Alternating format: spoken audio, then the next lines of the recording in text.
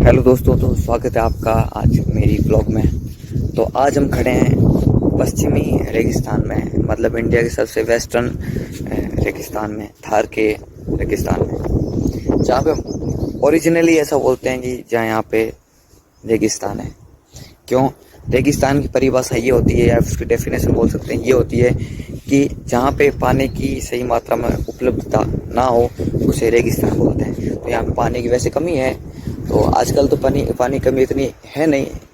मुझे तो ऐसा लगता है कि सिटीज़ में ज़्यादा पानी कमी, क्योंकि सुबह 1 घंटा या 2 घंटा पानी आता है। तो यहाँ पानी कमी ऐसा बोल नहीं सकते, क्योंकि पुराने समय से ही पानी की कमी होने के कारण जो पानी का सही इस्तेमाल, पानी का कम इस्तेमाल करते हैं, तो इससे क्या पानी स्टॉक रहता है और कभी ख़त्म होता नहीं, यहाँ पे ऐसा बोलते हैं।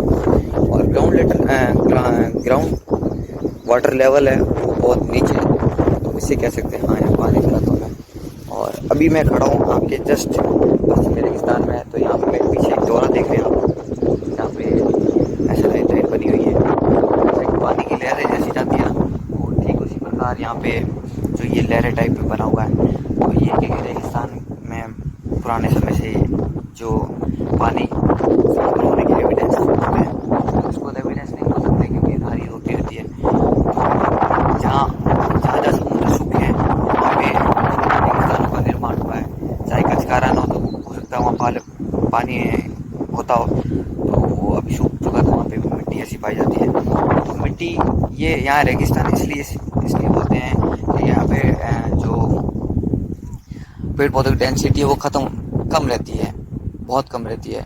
उसका कारण ये है कि यहाँ की जो मिट्टी है वो ह्यूमिडिटी कैप्चर करने में बहुत ढीली होती है। कहने का मतलब वो ह्यूमिडिटी कैप्चर कर ही नहीं पाती, गर्मी और पड़ती है जिससे कि जो ह्यूमिडिटी है वो उस बन के उड़ जाती है। तो उसका जैसे अब अगर आपकी जो मिट्टी उसमें ह्यूमिडिटी होती है, तो आप अगर उसको हाथ में पकड़ोगे तो वो हाथ में ऐसी रहती है, मतलब पकी रहती है। और अब ये बिना ह्यूमिडिटी वाली है, तो देखो ये हाथ से कैसे सरक रही है मिट्टी। तो ये बालुई मिट्टी होती है, इसमें क्या कहते हैं ह्यूमिडिटी बिल्कुल नहीं होती। तो मैं अभी आपको वो भी दिखाऊंगा, पानी डाल के बताऊंगा कि पानी डालने के बाद कैसी ये मिट्टी रहती है। तो कुछ ये ऐसी चीज़ें हैं जो समुद्र होने का ये करती है, एविडेंस रहती है। उसके अलावा यहाँ पे छोटे छोटे जो स्नेल की आउटर बॉडी है वो मिलती है, और पत्थर होते हैं जो गोल गोल पत्थर होते हैं वो मिलते हैं। ऐसे पत्थर होते हैं जो आमतौर पर पानी या नदी किनारे मिलते हैं। तो ये ऐसा बोलते हैं कि जो घिसे पत्थर होते हैं जो पानी के बहाव से या कटाव से घिसते हैं, तो इसका ये लूज पड़ जाते हैं।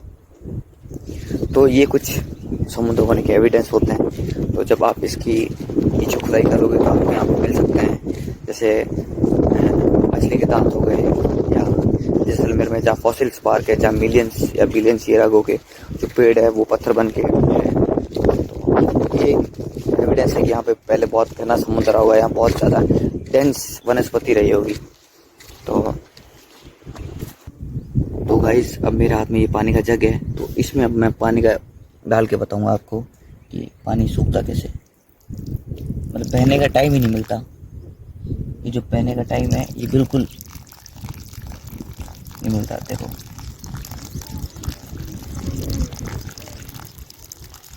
ये देखो, ये अब 1 या 2 घंटे में ये पानी यहाँ से गायब हो जाएगा, मतलब सूख जाएगा।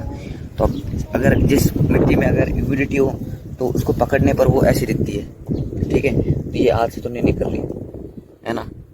अब मान लो ये गीली मिट्टी जिसमें ह्यूमिडिटी है और इसमें ह्यूमिडिटी नहीं है, तो ये देखो बिना ह्यूमिडिटी वाली मिट्टी कैसे निकलती है हाथ से। अब इसको मैं पकड़ के बैठा हूँ, देखो कितनी बंद करो लेकिन कहीं ना कहीं से ये मिट्टी निकल जाएगी। तो ये रेगिस्तान की मिट्टी की खासियत होती है। आगे हम बात करेंगे यहाँ पेड़ पौधे कैसे पाए जाते हैं, यहाँ जानवर कैसे पाए जाते हैं, पेड़ कैसे कंटीले कैसे होते हैं, बिना कांटे वाले पेड़ कैसे होते हैं, यहाँ सब्जियाँ क्या क्या खाई जाती थी पहले, और आजकल तो सब सब्जी मिल जाती है, हर चीज़ मिल जाती है यहाँ पे आसपास रेगिस्तान में, क्योंकि आजकल ट्रांसपोर्टेशन बहुत अच्छा हो गया है, तो उस वजह से हर चीज़ मिल जाती है। और इसके अलावा यहाँ पे सबसे पहले जो खाने में सबसे पहले रायता खाया जाता था, जो छाछ जो मिल्क प्रोडक्ट्स है वो बहुत खाए जाते थे, क्योंकि यहाँ पे खेती बहुत कम होती थी, अच्छी खेती नहीं होती थी, और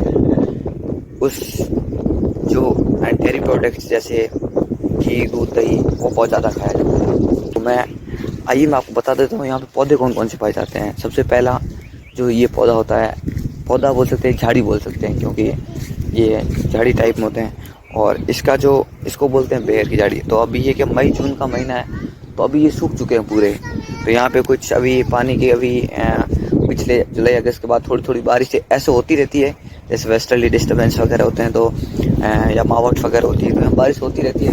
लेकिन यहाँ पे बारिश बहुत कम होने की वजह से ये पेड़ पौधे सूख जाते हैं। फिर इनके जो कांटे होते हैं, ये कांटे होते हैं, इनके कांटे के कारण ये पेड़ लंबे समय थोड़े जीवित रहते हैं। अब ये बहुत सूख चुके हैं, क्योंकि ये अब ऐसे करते ही टूट जाते हैं। अब इसके अलावा जो हमें मिलता है वो बबूल का पेड़। बबूल का पेड़ ऐसा है जो यहाँ और इंडिया का मूल नहीं है, लेकिन ये आउटर कंट्री से लाए। तो ये एक ऐसी झाड़ी है, तो ये क्या कम पानी में जीवित रहता है, तो सबसे हरा भरा यहीं पे ये रहता है इस मौसम में। पौधे सूख चुके हैं और ये मान लो एकमात्र ऐसा है कि जिसके पत्ते हरे हैं। तो इसको क्या है कि बहुत कम बकरी वगैरह खाते हैं, या गाय तो खाती नहीं है।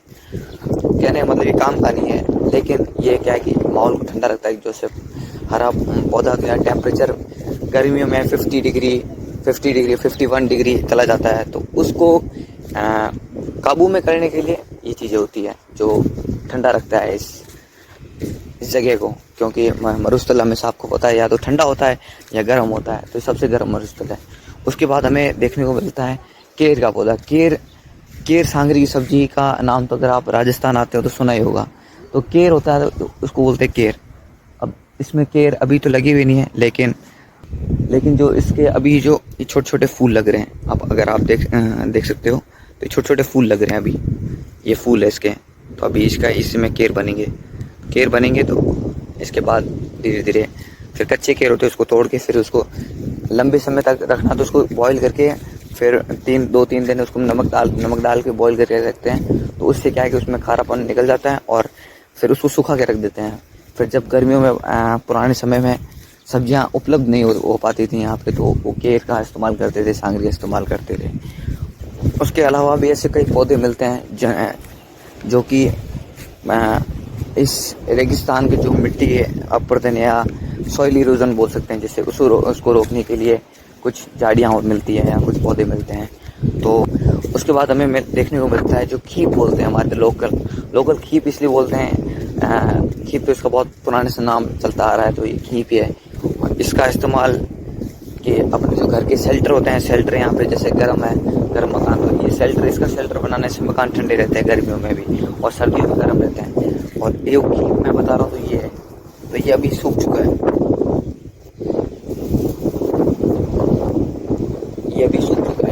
तो उसका हाथ बनाने के लिए इस्तेमाल किया जाता है, या फिर शेल्टर बनाने के लिए इस्तेमाल किया जाता है, या शेल्टर के ऊपर दिया जाता है।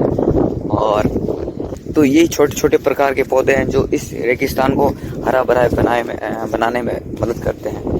और इसके अलावा हम देखते हैं कि और भी छोटे छोटे पौधे यही है जो अगर इस रेगिस्तान में अगर आजकल इतने डेंस फॉरेस्ट दिखता है हमको, तो उसका कारण यही है कि यहाँ पे जो बबूल का पेड़ है, तो वो आके यहाँ पे जो जब इंदिरा गांधी प्राइम मिनिस्टर थे तब के टाइम के यहाँ पे जो बबूल है, ऐसा बोलते हैं कि उन्होंने हेलीकॉप्टर से इस बबूल के बीज छिड़के थे इस पश्चिमी रेगिस्तान में, तो ऐसा बोलते हैं। इसके अलावा यहाँ पे नीम भी पाया जाता है। नीम तो अब हर जगह होता है, ऑल इंडिया में होता है नीम।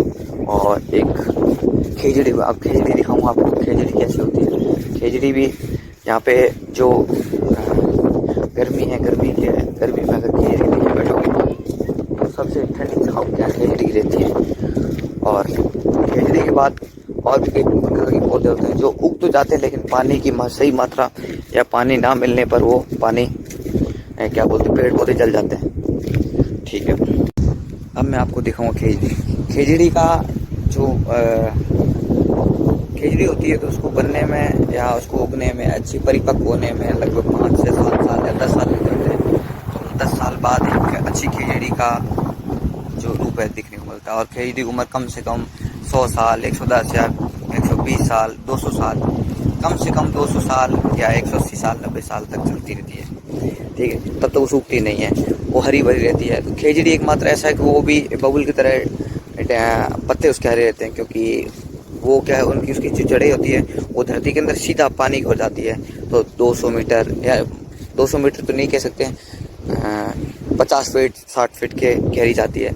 तो गहरी जाने से क्या है कि उसको पानी मिल जाता है और वो थोड़ी बहुत हरी भरी रहती है। तो आप मेरे पीछे देख रहे हो, ये खेजड़ी है। खेजड़ी अभी क्या कि जो मौसम है, मई जून का, जून का महीना है, तो जून के महीने में क्या है कि ये सूखी सूखी रहती है, थोड़ी बहुत डेंस कम रहती है। अभी जैसे ही बरसात का मौसम बन जाएगा तो इसमें आप सूरज नहीं देख पाओगे, मतलब इतनी डेंस हो जाती है, तो ठंडी छाँव रहती है। तो जो भी यहाँ की जो गाय बकरी या फिर जो भी यहाँ पे जानवर है, वो सब मोस्टली खेजड़ी के नीचे बैठना पसंद करते हैं, क्योंकि फिर ये ठंडी भी रहती है, इसकी छाँव एकदम एसी जैसी हो जाती है, होती है। तो ये कुछ ऐसे पौधे हैं जो रेगिस्तान में पाए जाते हैं। पौधे तो नहीं है, पेड़ है जो रेगिस्तान में पाए जाते हैं।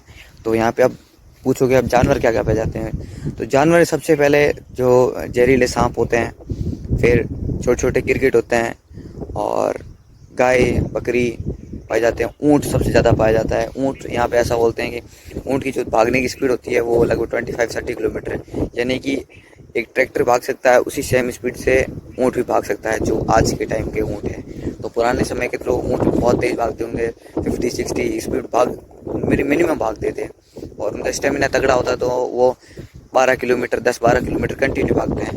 तो पानी के बारे में पता ही है आपको, 52 यानी कि 1-2 महीने तक वो बिना पानी के रह सकता है। ऐसा तो हो नहीं सकता कि बिना पानी के रहे, लेकिन उसको कहीं थोड़ा पानी मिल जाए तो उसमें वो जीवित रहता है। ऊँट की बॉडी बड़ी होती है, उसमें भी अगर उसको आप स्टॉक करके भी रख लेता है, उसके जो अंदर होती है थैली होती है पानी की, उसमें स्टॉक करके रखता है। यार रेगिस्तान में मोस्टली सब ऐसे जानवर जिसके अंदर थोड़ी थोड़ी थैली होती है जो पानी को स्टॉक करके रखते हैं, उसके बाद वो। तो ये रेगिस्तान की कुछ बातें हैं।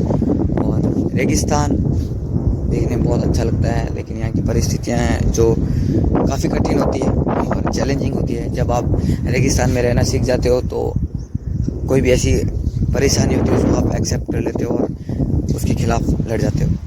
तो ये रेगिस्तान की जो मूल परिभाषा बोल सकते हैं जिसे। मज़ा आएगा, कभी घूमने आओ, जैसलमेर बहुत अच्छा है, घूमने आओ। तो आज के लिए सिर्फ इतना, मिलते हैं कल एक नए ब्लॉग।